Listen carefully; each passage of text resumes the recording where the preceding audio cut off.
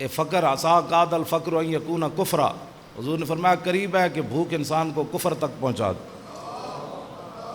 اسلام سب سے پہلے روٹی کا حل کرتا ہے۔ ہاں جی، میں نے جو رسول اللہ کے پاس وفود آتے تھے نا، میں نے پڑھا ہے جو بھی وفد حضور کے پاس آتا، حضور بعد میں ملنے کے بعد سب سے پہلے حضور پوچھتے کہ روٹی کھائی ہے؟ روٹی کھائی ہے؟ تو کہتے جی ہم ام المومنین، پہلے گھر گئے تھے تو ام المومنین نے ہمیں وہ چیزیں ڈال کر وہ جو ہے وہ کھچڑی بنا کر چیزیں باہر بھجوائی تھیں تو ہم نے کھائی ہیں، پھر آپ کے گھر سے کھانا کھانے کے بعد ہم پھر آپ کی بارگاہ میں آئے۔ تو حضور کے پاس وفد بیٹھے ہوئے تھے، تو ایک صحابی جو حضور کی بکریاں چراتے تھے، وہ حضور مسجد کے سائے کے شام کے وقت وہ بکریاں چرا کے آ رہے تھے، تو انہوں نے ایک بچہ جو ہے وہ بغل میں میں بکری سوئی تو میں کر رہا تھا۔ حضور نے فرمایا بکری سوئی ہے؟ انہوں نے کہا ہاں جی۔ فرمایا پھر ایک بکری ذبح کر دینا۔ تو وہ وفد کو کہا کہ یہ تمہارے لیے ہم ذبح نہیں کر رہے، بکریاں جب 100 ہو جاتی ہیں تو ہم 100 نہیں ہونے دیتے، اس سے پہلے ذبح کر دیتے ہیں اس کو۔ 100 بکریوں پر تو پھر زکوٰۃ، حضور نے ساری زندگی زکوٰۃ عطا نہیں فرمائی، مال بننے ہی نہیں دیا تھا۔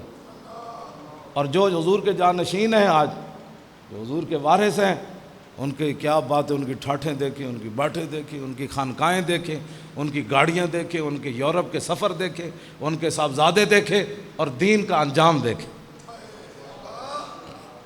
ہاں جی، ان کے صاحبزادوں کی گاڑیاں دیکھیں، ان کی ہٹو بچو دیکھو، صاحبزادہ انج نکل رہا تو پیر کے میں نکلتا ہونا، اور دین کا حشر دیکھو کہ مسجدوں کے سپیکر بھی نہ بچ سکتے۔ یہ دین کے وارث ہے، اپنی خانقاہ میں ٹوٹی بھی نہیں اترنے دی، اپنی خانقاہ میں ترقی سے ترقی، حضرت صاحب کی کوٹھیاں بن رہی ہیں، صاحبزادوں کی لاہور بن رہی ہیں، کسی کی پشاور بن رہی ہیں، کسی کی بیریا ٹاؤن میں بن رہی ہیں، کسی کی یورپ کی نیشنلٹیاں لینے کے لیے اغیار کے گیت گاتے ہیں، یہاں مرزائیوں کی حمایتیں کرتے ہیں، اور اسلام کو پرامن کر کے صوفیزم کے نام پر کانفرنسیں کرتے ہیں تاکہ یورپ میں پتہ چلے یہ پیر صاحب جہاد کی بات نہیں کرتے۔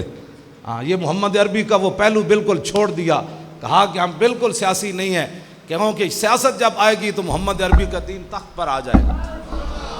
کہا کہ نہیں ہم بالکل جناب غیر سے، وہ کہتے ہیں ہمیں ایسے تو بکروٹے چاہیے ہاں جو محمد عربی کے دین کی پاور نہ مانتے ہوں، گھر بیٹھ کر تسبیح چلانا سکھاتے ہوں قوم کو، لیکن یہ کبھی نہ بتایا ہو کہ صدیق اکبر تخت پر بیٹھے تھے تو پھر منکرین باز آئے نا جناب۔ یہ صدیق اکبر کے پاس اقتدار ہی نہ ہوتا تو لوگ جنہوں نے کہا ہم نے زکوٰۃ نہیں دینی، وہ انہوں نے دینی تھی دوبارہ۔